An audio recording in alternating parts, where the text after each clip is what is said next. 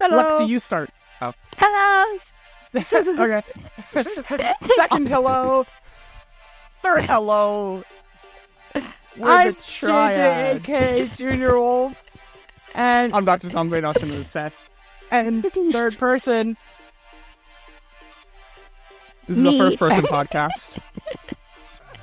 Kidding. This is Northrand. Welcome to Northrand. This has to be one of our roughest intros, I'm gonna be honest. Probably. But I'll make it better. Silence. What made it better? I opened a can of soda. Oh, that's right. I have a drink too. I don't know if that was audible. Really fuzz. There we go. Anyway, so in case you guys can't tell, we have Lexi back because we are going over part 2 of something for Avatar. Well, I don't know how many episodes we're going to do. I'm hoping we encapsulate in this one, but to be completely honest, I don't know if we will. Well, I don't know if we can because we covered all of Avatar, but we barely touched Avatar. And now we're going to have to cover Korra, but then to like go over theories and the whole show, like, this, you know, everything else. Yeah. It's kind of a lot. multi-part discussion. Yeah, this will be interesting. Probably. So how do we want to go about this? Do we want to go through and review episodes like we did last time, or do we want to stick to strictly like concepts? I think that's good. Like, we just do that, and then we do a third part where we can cover everything, because we'll have covered all our bases. Then we can go into the theories, the topics, the not the lore, like the ideologies and stuff. That's fair. Okay, so we have a plan going in this time. That's good news. That's progress. Also, guys, progress. Hopefully I don't sound so bad. I had a new mic last time, and you guys probably could tell, because I kind of broke JJ a lot. Yeah, It was funny. If you listen to the last one, Seth sounded like crap because I just used the unenhanced audio track because the enhanced one was worse than the unenhanced. So, because you could hear JJ in both. But this time we tested it, and I think I will even stop dying because I can have my AC on while we record, and I won't die from heat stroke. Yeah. See, is for really editing nice. purposes, that's part of why I did the exaggerated hello, because I had knocking on the door, and it's much easier to work with voices than knock knock. Anyways, let's jump into this question mark. No. Maybe? Question mark? Anyway, welcome to Republic City. First episode, Book 1, Air, which I have to say, the titling of the seasons here, I love them simply because it was a hard misdirect. Like, if you were watching this as it came out, you're like, oh, they're going to go through all the elements again, just like they did with Avatar. Then it was like, no! You wanted the next element next, too bad. It's spirits now. No. I can kind of see what you're saying, but like Aang was learning, but Korra already knew all three. So why would she go into fire if she already knew fire? Well, I'm just saying, like, in terms of the titling of the seasons. Yeah. Not But, not like, correlated to the character or her learning, just like the titling of the seasons. I know, but I'm saying like that's the point of the seasons. It's like what's happening with the character. All right, smart guy. Anyways, I mean, you could generalize that by saying she knew them. That doesn't mean she had mastery. That's fair. Knowing but, and I mean, mastery are two separate things. Yeah. Which I also want to point out the amount of chaos I have seen on Twitter arguing between Korra and Aang. And I saw one, and I don't know if it was a troll or not, and it's like, you know, Aang didn't even know fire, and he barely did, and when he did, he barely used it. It's like, okay, so let's look at the time frames of these. By the time Aang learned fire, and actually, like, the series ended, what, like, that was like a month? Like, I want to say, like, maybe 6 to 8 months was all of Avatar. yeah. So, by the time he learned, which was very near the end, and by the time he actually, like, beat it, he used it fairly a lot. Like, he used it a lot compared to, relatively speaking. Korra didn't use fire a lot because she knew how to use all the elements from the time she was, like, 6. So, very big difference there, people. Yeah. Think about timeline. Was she even 6? She was a small bean. She was a small being. Let's look this up. How old was Korra? I'm the Avatar, and you gotta deal. Sigh. At beginning. How old was Korra at beginning? 17. I wouldn't even specify that. I would say when she was, I guess, discovered to be the Avatar. Became the Avatar. 4. Wow. Okay. So, yeah, guys, I thought Aang 4 learned and then was able to go Avatar state and went pretty ham and met a dragon within, 6 months of, starting the Avatar journey, where she started at 4. So, a little different there. Avatar speedrun. Avatar speedrun, for real. I also want to say out, when we look at the average Avatar, right, I also saw this, because we're going to be able to talk about the first Avatar in this episode. We look at the average time, and I think Roku is a great example of what a normal Avatar is. Aang and Korra are just special. They're prodigies. They really are, especially the Aang group, the original Avatar group. They're all prodigies in their own way. Korra, especially, she started at such a young age. No, she had problems, and she was not the best Avatar, I don't think. She did her own thing. She learned metal bending, spirit bending, right? We haven't seen a lot of Avatars do that. So she did do a lot. But, yeah. So there's some differences there. But anyway, Korra, specifically, she did a thing. She's in the city. Yes. So, I will say this. I absolutely love how this whole first season was basically dedicated to showing that she was different than Aang. Because, one, everybody's coming in expecting, another Avatar The Last Airbender, right? They're expecting a similar story, similar team, similar characters.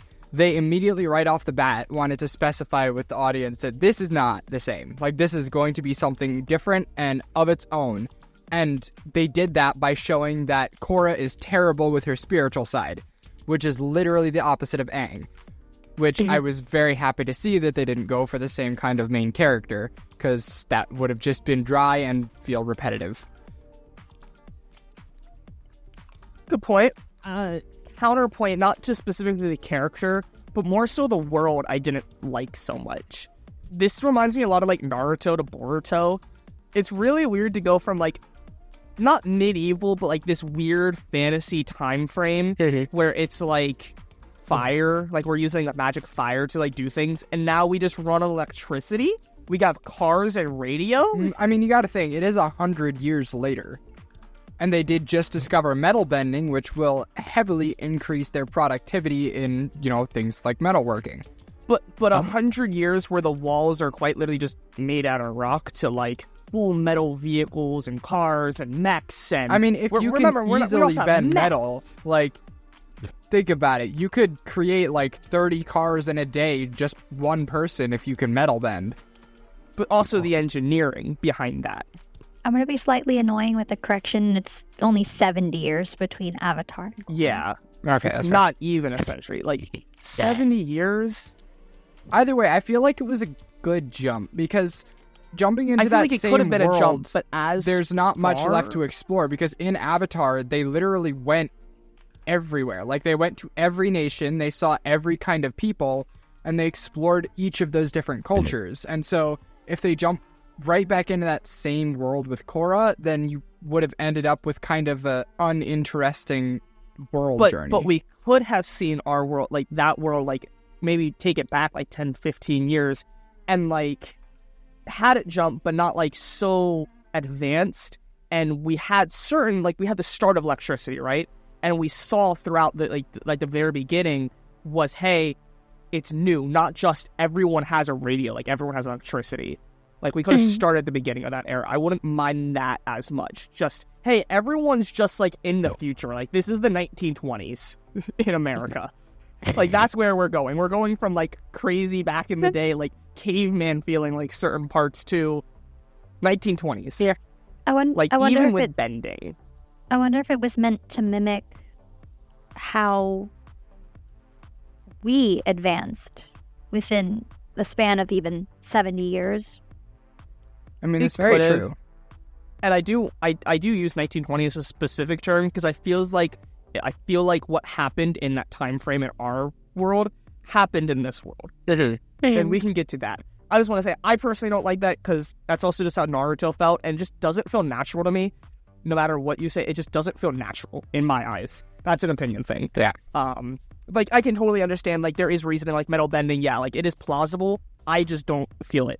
Like it's natural or it fits great.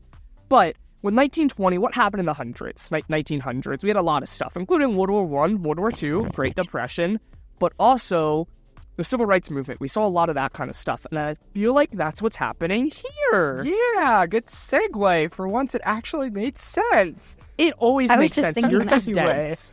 Anyway, you're just dense. Amon, yes, a rights movement for the non-benders. Absolutely. He's mid. I'm just kidding.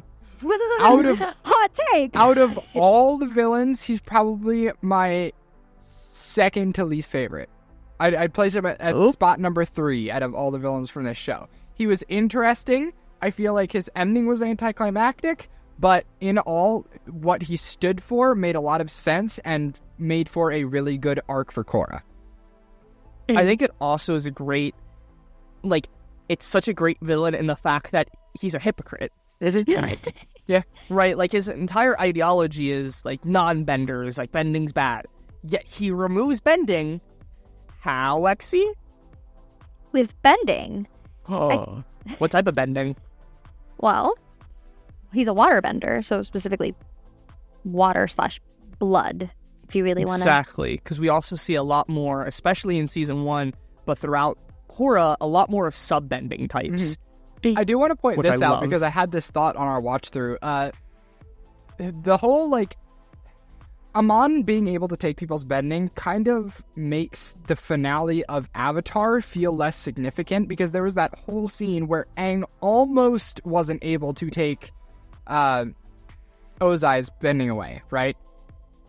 Like, he was that close, and he almost wasn't able to do it because his spirit had to be unbreakable. And then there's just this random guy, Amon, who's built on a foundation of lies, isn't really a powerful bender, he just has a lot of people behind him, but he's just able to, you know, take people's bending away just like that. All of these different people who could have solid spirits than him, but they just don't. He's just able to do it to anyone. That could be because of the force behind his intent, is how I always saw it. I mean, would you not say that Avatar's intent would have been stronger, though, against Ozai? Like, I feel like that wouldn't even have come close in terms of the spirit. How the other person could feel, too. Ozai didn't feel, whereas those people felt the fear from Amon. What else I wanted to raise the point of is how much internal conflict Aang had throughout the whole issue. That's fair. Which... I mean, I do think I like that point of the people were feeling fear, so I guess their spirits would have been a little bit more, like, lenient or Here's breakable. Another question, though. Obviously, Aang had to go to a lion turtle, and that's where he learned it. Amon isn't doing spirit bending, though, is he? So maybe the reason why there isn't a problem, like he doesn't have to have his will be breakable, is because he's not doing it spiritually. He's doing it through the blood. Yeah. And he learned a new way to do said thing. That's fair. Because we even saw Aang do it a second time in Korra, again through spirit bending. So we really don't know. I do like your point, though, but I do think it's just because it is a different type of thing. And I think it can be a combination with fear and the fact that it's blood bending versus spirit bending. That's sort of what I feel like happened with Toph and the metal bending, because, you know, her metal bending academy, she had time to perfect her technique and to pass it on. Hey,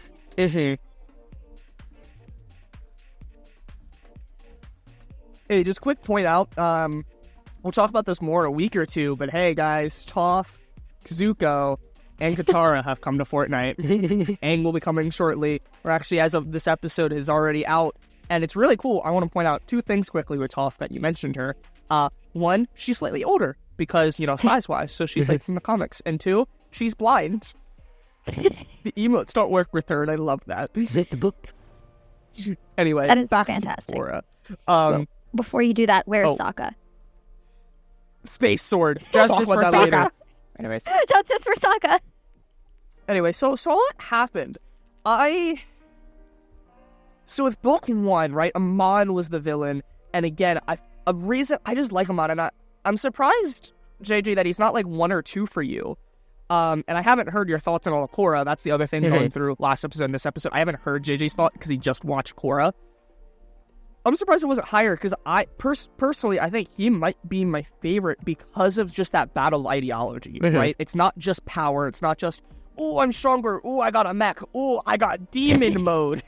Those are pretty much the seasons of Korra. It's a battle of ideology, like fear, like psychological warfare. I feel like that it definitely is a cool, idea, and like the way they played it out is cool. It's always cool to see a villain like this that kind of fights with a belief rather than straight power. And, the charisma he has to gain the following that he did is like crazy. I just think that in terms of actual scale, he's just too small. Like his scale is too small. A liar, the way he lied, would never be able to break past just the one city. So even if he was able to conquer a public city, eventually it would be revealed that he is a liar and it would not be able to go any further. So I feel like it's just the way the character is built, he's not able to progress to the kind of power that I'd like to see someone of that caliber progress to. That's fair, but I also feel like that wasn't the point. I don't think it was full on, because he is a waterbender, his family's waterbending. I don't think the point was to eradicate bending completely, but more so, hey, we don't need these bad people having it, right? Like all these types of people, the sport, like they didn't want to just do it for fun, like it was a serious thing. Damn. But it was also just a good segue for Korra, right? Like she didn't need to battle some super crazy bloodthirsty monster like Ozai. She was battling like herself, right? And Amon was the perfect villain for that, for her to really grow. Versus, I feel like if we had one of the other villains from either Avatar or later in Korra, I don't think Korra would have had the evolution that she did. Yeah, I mean, that's honestly what I love about all of the villains from this series, apart from Cough Cough Kuvira. They all have this kind of more internal, like, mind element to them, where it's not just like you said, like a crazy bloodthirsty villain. It's more like they have beliefs and like parts of what they're fighting for makes sense. Like it's not like they're just fighting for an evil cause. What they're fighting for makes sense and you can almost get behind it. It's just they're fighting for it in such a wrong way that they need to be stopped. And quick disclaimer before we get canceled, I'm not saying that specifically about Ozai. Just if Ozai was against Korra, that's what it would have felt like versus Aang and like his history and stuff like that, like the family lineage. Like it fit for Aang, it does not fit for Korra. Yeah. Ozai's character. Before we get canceled. Ozai was a great villain. Calm down, guys. But yeah. What do you think, Lexi? About what specifically? Anything that we've said. I mean, I agree, I think mostly.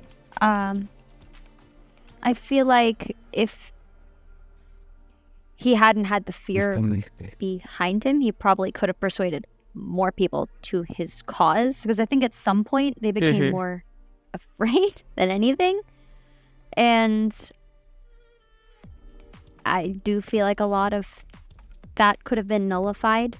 Like a lot of that season could have been nullified if they had had some non-bending representation on that council, because it seemed like he was just wanting the non-benders to have a voice. And the benders not to have as much of a voice over the people who couldn't. Which that ruins the flow. It'd be the 5 nations instead of the 4 nations. Well, no, because the non-benders don't need their own nation. They live among everybody else. Like, they can be part of a nation. They just need to be represented within those nations. No, if they don't have their own nation, then they're useless. Get them out of here. Survival of the fittest. You can't bend, you're weak. You die. Simple as that. Sokka can still racist? fight. yeah, Sokka built sword. different, though. Momo wasn't a bender. Momo was a bender to our hearts. He was a love bender. Anyway, That sounds like some cheesy line that Aang would say to Katara. so we are 20 minutes in. We have 3 books left, Oh, and gosh. I want to talk one more thing about season 1, and that is the pro bending. I'm Yes. mixed on this because I kind of feel like it's a letdown because I kind of like the beauty in season 1 with like the martial arts and different cultures versus just like a fighting style, like a single. It's because in the original it wasn't a fighting style; it was a bending technique. It was a martial arts. Whereas in Legend of Korra, it just kind of feels like a fighting style versus a martial arts style. Does that make sense? Yeah, I did mention this on our watch through. It did feel like they were kind of trivializing the whole like you have to learn these specific moves and stuff from Avatar in order to like focus your bending and hone it. And then now it's just come to like, well, you can just throw a punch and fire comes out. And I was kind of conflicted on that. And to understand it, you just kind of have to look at it from a perspective of it is coming more from the mind and the mental space than it is from the movements and techniques. Likely, it's the movements and techniques can help focus your mind, but as a bender, if you can focus your mind without those, then you don't necessarily need to move in a specific pattern for it to work. Okay, yeah. But it's also, like I was saying earlier with, like, Aang versus Katara, and, like, when they were, not Katara, Korra, when they were learning fire bending, right? We look at Aang and look at how powerful his fire bending is, especially after learning it from the dragon. Whereas, again, mostly when Korra is doing it, like you said, it's just punches and fires coming out. Like, it's just little fireballs. Yeah. Lexi? What specifically are you wanting me to comment The on? pro bending. Like, what do you feel about pro bending versus, like, the original Avatar? I mean, I feel like on some level it does take away from all of what we saw in Avatar with the specific movements, but I thought it was interesting, honestly, to see what took people years to be able to do. They could just do it in an instant because, again, it is more mindset than anything. The movements aren't inherently helping you with your bending. It's just focusing and channeling. So I thought it was interesting to see them make a sport of it. It's kind of like when Zuko like learned that like where fire comes from, right? It's not from anger, it's from like just life force, like energy. all of life. Yeah. So if you're now just being taught that by default in like your bending classes or whatever, then you're naturally going to be more attuned to taking it from where it needs to come from, right? You're going to be naturally more skilled than somebody who just had to learn by themselves and figure out where to draw it from within themselves. And I kind of wonder if how you guys, or at least how it seemed like Seth was saying that it, in a way, trivialized bending. I wonder if that was partially the point, because the first season is when we see most of the stuff for the fire ferrets, and that goes right along with Amon and how benders are crazy overpowered. So Amon will be, and all this would be great, but we are currently 24 minutes in, and we still have to talk a lot. Quickly, one last 30-second thing about book 1. Katara, why do I keep saying Katara? Korra kept learning, also learned airbending, which was really difficult for her. I thought that was an interesting little arc, especially just, like you said, opposite of Aang. He got everything down, especially fire, once he got there, right? He was just a little nervous on fire, whereas she really struggled with that for the entire book. Okay, that's it. Let's move on to book 2, Spirits. All right, this season was a lot of fun. I really enjoyed this one, specifically because it gave so much more insight into the world, right? Like, being able to see more about the spirits and, the stuff we saw in Avatar, but it didn't really get to focus on. This book was able to take that and absolutely run with it. Not only that, but also giving us backstory on the avatars as well. I don't care about any of that, because we got Iroh. Yeah, that's fair. We got Iroh. He was a goat, especially with little baby Korra. Yes. Yeah. But yeah, no, it was great. I think the majority of our time talking about this, because there's a lot that we can go over, but I think we should just spend the entire time on the first Avatar, talk about that little parallel with those two, good and evil, and then we can move on to book 3 to try to keep it limited, because there's so much we can talk about each of these books, but we can't. So let's just focus on that. Sound good to you guys? Yeah. Yeah. Okay, so Radva Brava, and who's the bad one? Vatu. Vatu. What do we think about these characters? Like, good and evil, they yin and yang, especially Moon, right? The Moon spirit, it was both of those. It's a very classic tale, especially in these, like, cultures of, like, Chinese, like, all that kind of stuff. So how do we feel about that, like, that idea?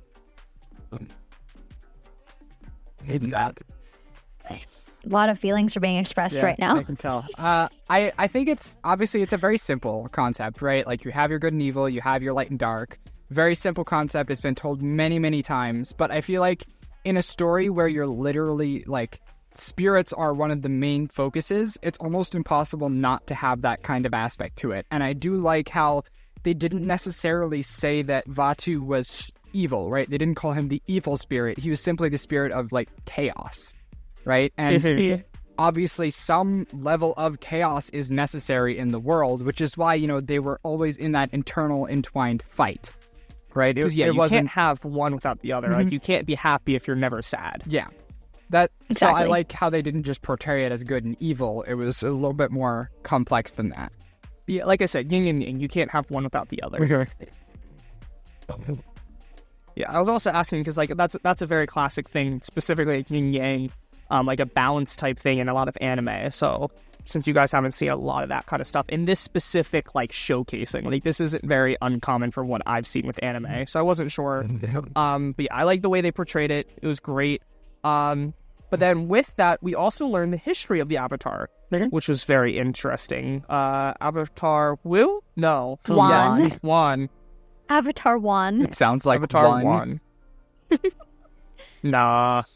Funny. One. He's a cool dude. Yeah. Yeah. Seems like a chill bro. Chill out, bro. Just don't mess with his little spirit buddies. Nah. No, I kind of wish that we could get a game where we play as Avatar 1 and you just, like, have to go through, find the 4 lion turtles, collect all the elements, and then, fight the final fight. That would make such a good video game. Let's make it a gacha and you collect all the spirits on the way. Gosh. You, like, explore the open world spirit I'm sorry, wilds. Jaden. I told him I don't like Genshin because it's a gacha game, and he didn't know what a gacha game was. Oh, gosh. Oof. Even though he plays. He got gotcha'd. Like, it's like, I told him about this one mobile game. It's a gacha game. It's just like Genshin. And it's like, it's not. It's like, it literally is. Literally is. Sorry, Jaden. Calling you out. Anyway, what's the villain? Unalaq? Yeah. Yes, Unalaq, Unalaq. Korra's uncle. How do we think about that for the villain with for this arc? Korra's obviously stupid for trusting him. Like, I feel like everybody saw it coming. Big brain. Everybody knew he was, like, evil, just, like, immediately. And so the fact that she trusted him was like, come on, protagonist, you're so stupid. Blinded by petulance, more like, I'd say. Yeah. But either way, he was, he still had that aspect that Amon had where even if he was kind of evil, he had good beliefs, right? Spirits and humans should be able to live coincided with each other. The way he was going about it was probably not the best. However, in the end, she was able to take something out of it, and the world and herself grew because of it. Yeah, I think that's another thing that I like about this is because I absolutely, like you said, right? Like, the battle of, balance, good and evil, it's a tale as old as time. But they did it well because you need both. And it's nice and refreshing the way they go about it, especially with villain ideology. They truly feel like they are the good guys. Like, as here, it's not just pure evil, right? Like, I feel like there's so many characters out there, which isn't a problem. There is a time and place. But with, like, times like this guy, he truly feels like he's doing the right thing and he's just doing what must be done. I feel like a good example of that is, like, Thanos, right? Like, he truly feels like he is bringing balance and saving the world, which, again, he kind of did. But he just went about it by murdering half the people. Yeah. So it's really nice and refreshing to see that. Like I said, like, that's one reason why I like One Piece so much. It's a battle of ideology, not just strength.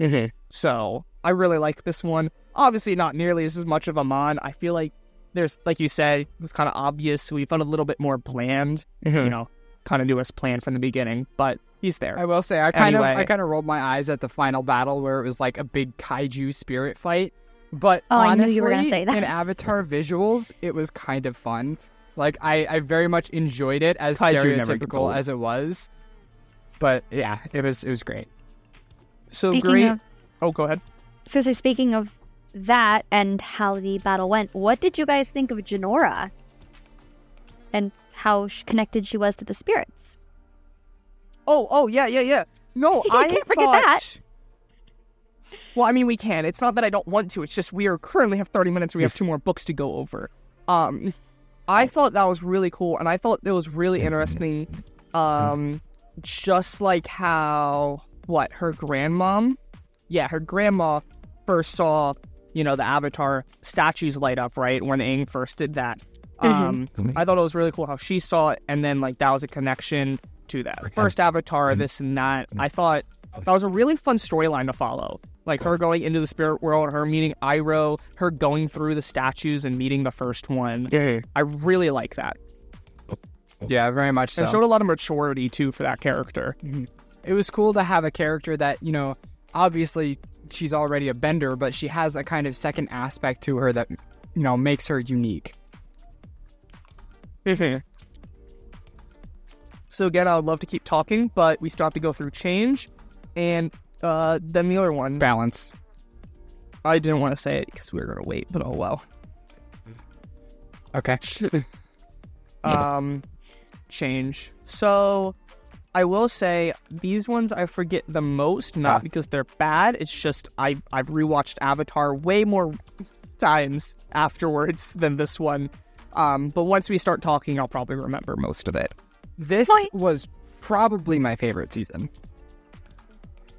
Okay. I will say I am not the hugest fan of how it ended. However, Zahir is my favorite villain, I think, from this show. He was just awesome. Yeah. This entire team of, the 4, special type benders, it was just such a cool dynamic having all of these 4 people who, they believe in a common cause, and that, once again, that common cause is not necessarily bad, right? They want people to be free. They don't want, an overarching government. They want people to, be able to make the choices they want without supervision, which obviously that's a lot of chaos. But once again, you kind of have to have chaos. So what they're fighting for isn't necessarily bad. It's just they're fighting for it too strongly. But the villains themselves, they because they believe so hard in they fight so hard for what they believe in, it's it messes with all of the characters' heads, right? Yeah. It kind of is more of a psychological fight in this season than it is a physical fight, and I absolutely loved that. But they went that extra step and made all of the physical fights so, visually awesome to watch because they had 4 unique benders, right? You have the water lady who has her 4 water arms, then you have a lava bender, you have a new airbender, mind you, that is already at a master level and then can fly. You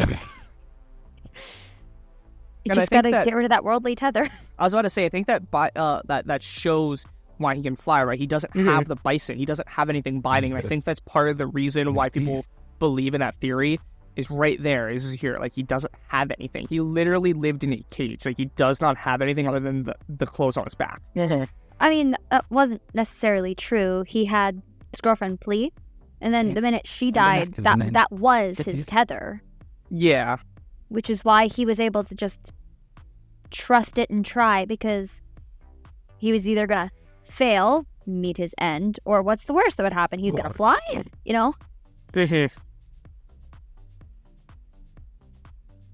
Yeah. I liked them. I don't think they'd be my favorite, even of this series. But they were good. I like you said, I like the character designs specifically. And let's be honest, not for power scaling, because I hate that. Let's be honest, was it not hype when Korra just whipped them all 4 with poison in her body, chained up? That was pretty cool. Yeah. I will say I got more enjoyment out of hearing a very familiar voice, Grey Dial. Yeah. Because, yeah. And actually, that reminded me, we forgot to mention a very important part from last season. The Avatar state got reset, by the way. Yeah. I feel like that's kind of important. Wasn't that season 3, the end? Well, no, because she lost Rava in the spirit one. Oh, yes, Yeah. yes. Which broke... We watched through again quickly. Yeah, no, I was kind of annoyed at that because they cut off like the one part of the Avatar that was really cool for like a main character to have is like you can go back and talk to your past selves and see what they did in certain scenarios, which I loved that sequence in the end of Last Airbender where he talked to all the different avatars like what did you do in this scenario? However, the problem with that is, what did that do for him? They didn't help. Like, they didn't really... That was an Aang help thing, out. though. Like, it would have helped anybody, but Aang was like, well, I don't care what you say. I'm not going to kill him. Which, like... I'm sorry, sometimes people need to die. But anyways... I do... Clearly not, because he did find a way. Like, there was another way, but they're just maybe like, he deserved I don't death. care. But yeah, it kind of shows just kind of how out of touch and like just kind of how like dead center, and that there wasn't a lot of change in the way the Avatar. And I think specifically with Korra, I saw someone else, like that one guy that was like just completely missing the mark on everything.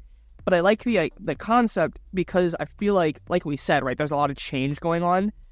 And I really want to talk about a lot of stuff. Sadly, we just don't have time. But like PTSD and like a yearn for being wanted and needed, I feel like is a big conflict in Korra.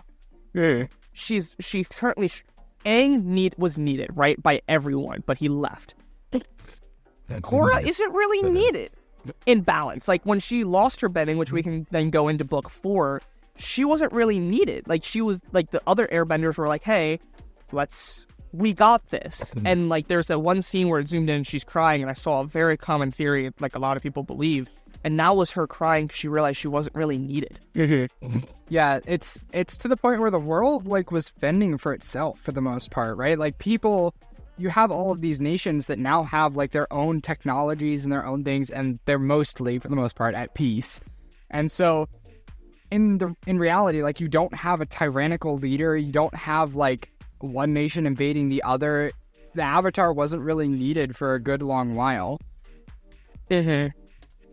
And I feel like that's good that the Avatar state almost got reset, because we're going to have these new people guiding it. We're not going to have 100 voices. Like, if he's lived for 100 lifetimes, he's not going to 102 lifetimes now, right? You're going to have current ones. I'll say this, actually, like, I would knowing not the want to current be the point. next Avatar, because just having Korra to talk to, I'd be pretty dang disappointed with the advice I come out with. I mean, we don't know what happens by the time she dies. Like, she can learn a lot. She's already learned a lot and knows a lot of things. But it's still Korra. And she's going to keep maturing. Korra's not that bad. I think she was my least favorite character in the show, to be completely honest. That's crazy. Like, don't get me wrong. She was written pretty well. Like, her arcs are cool, and the change she goes through is cool. But in terms of, like, the character and her personality, they're just kind of bad.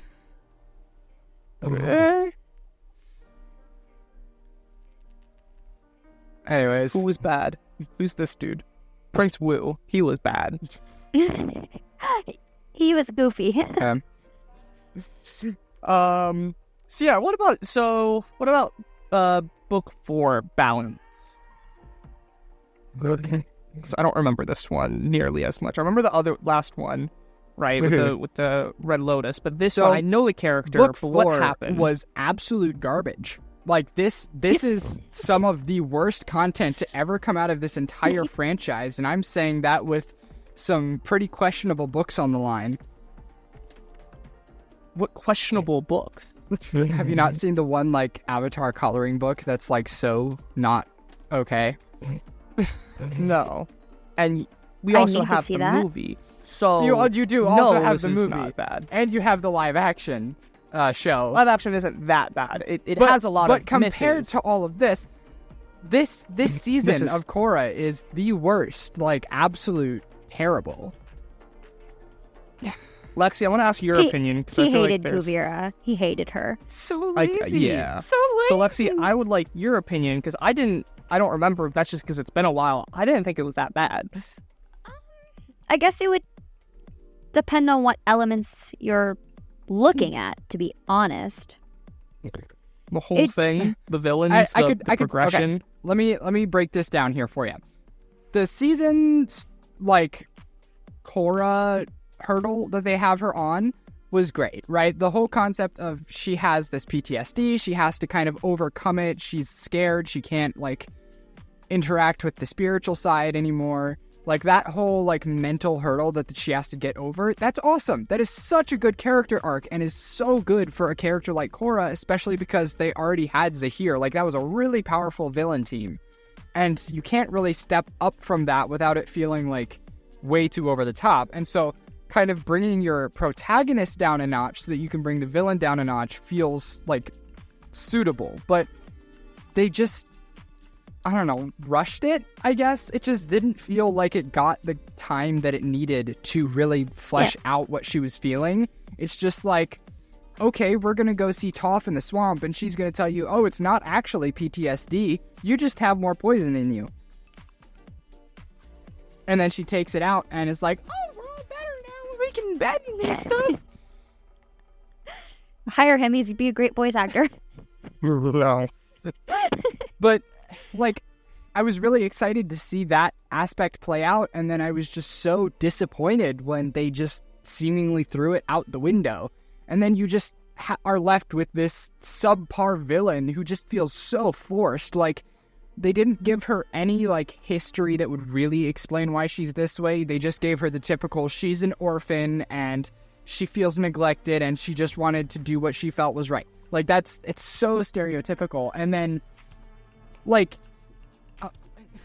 a vine weapon? Like a vine super weapon laser?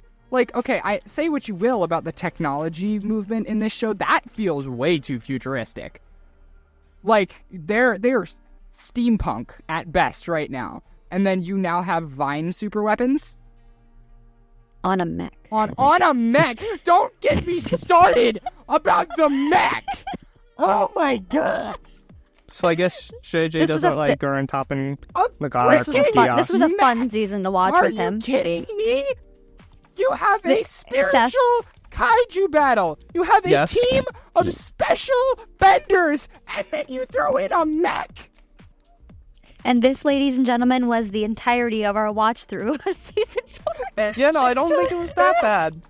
I don't remember, but I was like, I'm not saying it's great. You're telling me they built a platinum mech within the week that it took from their, like, train tracks not being able to move anywhere. They got the weapon onto this. Mind you, they can't metal bend platinum, right? They can't metal bend platinum. But how did they build this thing in a week without metal bending? I don't know. Magic. I don't know. Did they just have a mech? No! No, they don't have a mech. Take it back. See, I don't have as strong of hateful feelings towards this season as somebody clearly does. Like I said, I don't remember. It's just been a while, but I know for a fact it wasn't that bad. It might have been mid, but it wasn't bad. It was rough. It was a little rushed. It was... But there are many great points to look at, such as we get to see Zhu Li's character fleshed out a bit. Yeah, we get to see Zhu Li and Varric and their marriage, and that was fantastic. They did the thing. That was great. I loved that. See, not all bad. That was just probably the best part of the season. I love that they had Korra go meet up with Zahir. I thought that needed to happen. Absolutely. I loved that. That felt like a really good conclusion to that arc. Like, it finally felt like that PTSD got finalized there, despite, like, the missing pieces in between of, like, her not actually having PTSD. It was just poison. But that felt like a good closure for those characters and that, happening. I have my own, like, written, like, mind episode that I feel like could have fixed this entire season, but I don't think we have time for that right now. Next time. Yeah, probably next time. Dragon Ball JJ. Dragon Ball JJ. No, I thought it Go ahead. was just a little rushed, and I didn't necessarily like that all got pretty much magicked better after, oh, there's just more poison. It would have been cool to have more of the internal battle. And not just, oh, that's still there. I'm better now. The Airbender vigilantes were cool, though. They have their, like, flight suits and stuff, and they just kind of travel helping people. Like, that was awesome. I feel like that's very suitable to the Airbenders, and it's kind of a good change for that culture. Nah, Monk. Gyatso peak. Gyatso peak. Gyatso for life. I don't know if either of you noticed this. I just thought it was interesting that we had an episode called Korra Alone. It reminded me of the Zuko Alone episode from Avatar. Yeah. Just thought that was neat. Definitely. Anyways, I'm just trying to look through the descriptions. This was, it was so rough. I like just getting through this. The final episode was just, I guess would it have been final 1-2 episodes? Just that entire last fight sequence, I was suffering through. Like, I should say this. Avatar, thus far, like all that I've seen, they take the time to explain why things do and don't work. Like, if a character is trying to do something and there's multiple ways they could go about it, instead of leaving one of those ways open for the viewer to be like, oh, well, why didn't you just do that, character? They actually, like, take the time to try that option. It doesn't work. And then they go to the option that they wanted for, I don't know, plot convenience or whatever else. But I like that they took those time to make the series feel like they thought it out, right? And then this season comes along and they just forget about that. It's like they just take all of these liberties for the plot convenience sake, and it's just, it feels like it was not written well. There's so many holes in it, and it just leaves you wanting to nitpick most of what happens. And that's it. It was very jarring for a series, a franchise that up to this point, it felt so thought out and well written. Like I said, I don't remember. I just know. I know I didn't mind it. I'm scrolling through, fast forwarding the last 2 episodes. Well, we all know JJ minded it. Very much so. Stupid mech. What do you think about the ending? It was not great. I feel like a lot got forgotten about and neglected. Like, they didn't even give Bolin, like, an ending. Like, she went and talked to a lot of the characters in that final episode, and they kind of wrapped up a few little things, and then they just forget about Bolin, you know, one of the main original 3 characters. He just, like, doesn't get a tie-up at all. But we do know he does not get back together with Heska. I don't know, it just felt like they didn't put the time that it would have required for a satisfactory wrap-up on these characters, because a lot of people did love this show. Like, it was a well-made show. It just feels so disrespectful to those people who loved it that they didn't take the time to write an ending that felt the way Avatar's ending did. Like, even if their plan was to shoot into books like they did for Avatar, they could have at least given us something a little bit more satisfactory and then still left some things open for the books like they did with Zuko's mom. Fair. Yeah. But yeah. Any other thoughts? Definitely. Or do you want me to go back Many to of the screaming about thoughts. the mech again? I think I'm good, JJ. I think I'm good. So you're going to scream about the mech? Let me get some popcorn. I just don't think you have an appreciation to mecha. This is not a mecha anime. This is a freaking, like, it's got elements and it's got it was steampunk. You say that as like the and first season was giant like mechs. No. There was big mechs, and then it was kaiju in season 2. It really they was were not that far big off. mechs, don't even. They were steampunk. They were steampunk contraptions, okay? Doesn't make it not a mech. They weren't platinum at the very least. You could metal bend those suckers. I mean, or electricity, which is what we saw them happen to that most of the time. But, like, then you just have this gigantic thing that they built in supposedly a week, powered by a thing that didn't really get explained.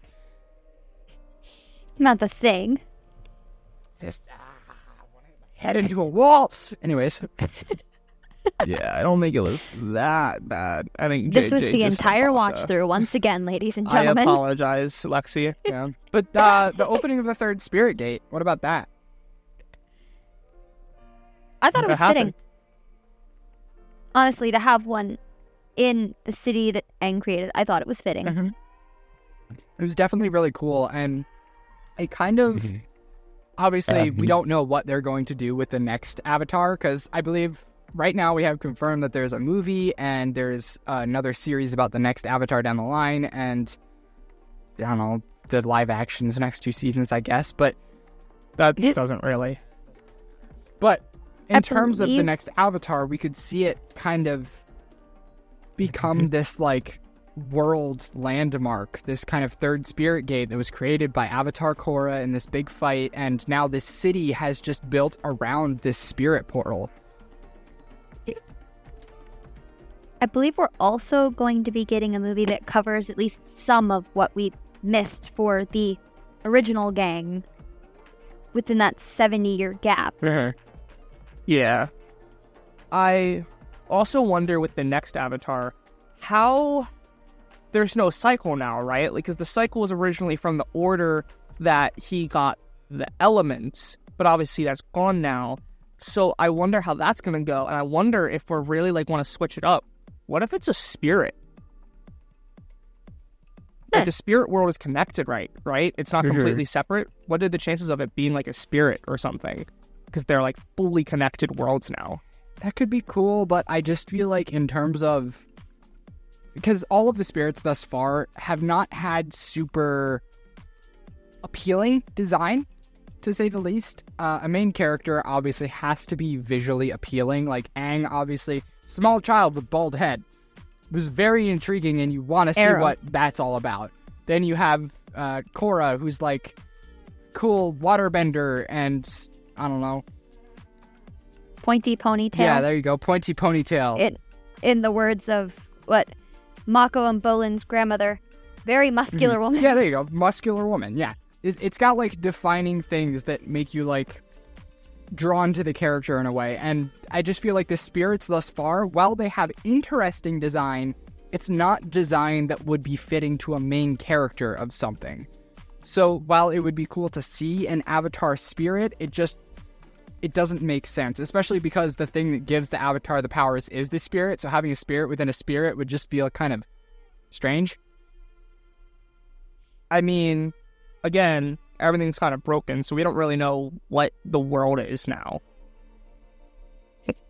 Like, are we going to have, like, people going into the spirit realm, or are they going to live there, and then the spirits live, like, it's really, we don't really know. Except we might know in the comics, I don't know, like, where the world is as of right now. But it's just kind of, I also just wonder, because, like, here's the other thing, right? In order to be an Avatar candidate, you need to be a bender, right? Would the air nomads, the newly formed air nomads, would they be it? They don't have the genetics in them for bending, but they can bend. So did they count as a bender, as an Avatar candidate? They would count as one if it weren't for the fact that they are now, like, it's too late. Like, the new Avatar only comes around when the old one dies, and then it would take, but their a very case wouldn't young... have airbending DNA. Like what? They just magically, like, their DNA trait, like... Yes. Like... Yes, their DNA changed. their DNA just magically changed, and not because they learned a new technique like the spirit. The spirit world like literally balanced the universe. It put airbending back because the universe was unbalanced. So I feel like if the world itself, the dimension that they're in, can change that, it's plausible to say it happened on a DNA level. Yeah, and even if it didn't, technically Boomy's lineage would produce airbenders because he was of both waterbender and oh yeah, like Boomy's, and we see descent. like there is still natural, right? Like there's Tenzin. I'm just wondering at like what level can they like. It's weird because we don't know. I would assume they could pass it on. This is just one of the theories that I saw recently on Twitter, and they're asking about that. Yeah. It's like, I think that's a good question because we don't know what kind of benders these are, like on a fundamental level. I think we're like, two? If it's following the original order, we're, 2 avatar cycles away? Because what next would be Earth, and then it would be Fire. Yep. And then air again. So I think by that time, it should not be an issue where the airbender would come from. But that's if, one, it's in that order. We don't know who the next avatar is. Is it going to be Earth? Like, the cycle is broken. Like, there is no more avatar. So, like, even if there isn't, like, is there going to be a new avatar? Is it? There is, like, but the avatar still exists. It's just the connection to the past lives are cut off, right? Like, the avatar is still the same thing. It's just that now you can't go back and look at the lineage because the cycle has started over. Still the same concept, still the same rules to our knowledge. It's just you can't go back and to our knowledge, we don't know if it is the same rules. But we don't have reason to believe that it's assume. not, is what I'm saying. Like, there's nothing implying that the rules have changed, just that you can no longer look back because it's like the rope leading back to the old avatars has been cut. It's still the same rope, it's just you can't look back now. Yeah, so if they needed counsel, they couldn't go speak to Kyoshi or Yang Chen or Roku. So we're just kind of left to assume that the rules are as followed unless otherwise stated in the comics. Yeah. Again, like I said, it's just not sure. It's just one of those times where it's like, oh, hey, we're going to completely change the world on a fundamental level, but we're not going to tell you how and how that changes everything. Just, oh, boom, magic. Here's world's fixed. New airbenders. New avatar. Anyway, seeing as we only have 3 minutes left, who is everyone's favorite character? In Korra, overall? Like, which one? Like, overall? Like, Avatar and like, and of Korra? just Korra? Just Korra. Just Korra. Can it be Iroh again? I allow it. Can you pick a secondary, then? Toph. Okay, if I ask for a third, he's just gonna pick somebody from the main again to spite me. So, Katara. so anyways, Lexi, who is your favorite character from this show? Honestly, I'd say either Bolin or Asami. I would have loved to have seen more of Asami's character development. How about you? Mine was definitely Bolin. He is the best, like absolutely the best. And when you say Bolin, you mean Pabu too? I mean, yeah, they're the same person. Same person. No. They're inseparable. Pabu Don't peak. even test me, Seth. Don't even. That's like Momo. You don't put Momo on the same level as Aang. Momo's just on a whole other level of peak. Momo didn't belong to Aang. He belonged to the group. He was the group pet. So what, Appa too? Appa Because Appa's on belonged that to same Aang. level as Momo. No, Appa belonged to Aang. Momo was just along for the journey, stealing everyone's hearts and tormenting Sokka. Exactly. With that love bending. Anyway, hey guys, subscribe so we be notified when we upload more. We have at least one more Avatar episode. We're going to go over more about these theories that we did at the end, but with the original, some connections. Join the Discord and talk about Avatar, talk about other anime, talk about other shows, talk about other games. We're also going to have some Fortnite stuff coming up soon because we got to cover all that with Midas, Avatar, this and that, and more. And we also have another episode coming out that we have planned. There's a lot to cover. Anyway, thank you all for listening. May doesn't know what a period is. Hence because we have 30 concludes seconds. the ending Guys, speedrun. Thank you all for watching, bye. and we'll see you Lexi, all later. bye. Peace out. Lexi, bye.